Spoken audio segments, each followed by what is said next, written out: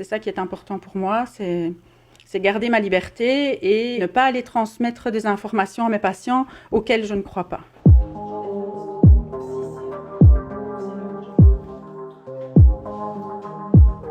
J'ai beaucoup de patients qui viennent et qui ont des problèmes respiratoires.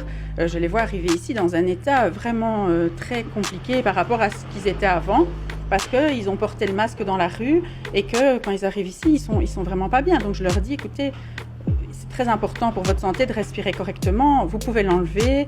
Voilà, je garde les gestes barrières, mais j'estime que ce masque apporte plus de problèmes que la protection soi-disant promise. Il y a toujours un risque, mais est-ce qu'on doit tous vivre dans une bulle pour minimiser ces risques ?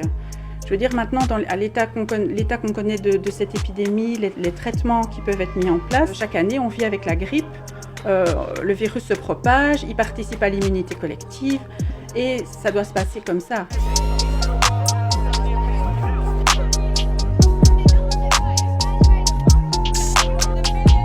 I pay my taxes, I live free, I want to be free.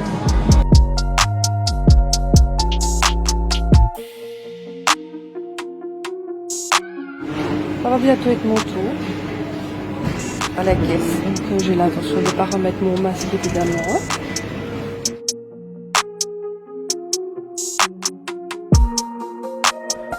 Je continuerai quand même à faire passer le message aux gens que le masque n'était pas forcément ni une bonne chose pour eux, ni utile, surtout à la fin de l'épidémie. Aucune étude, en tout cas, aucun consensus ne montre que le port du masque généralisé à la population empêche la propagation du virus.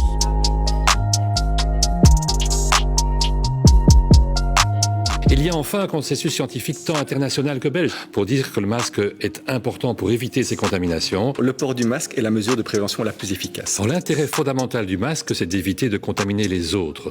40-50% des gens sont porteurs asymptomatiques, ne se sentent pas malades et sont capables de transmettre la maladie.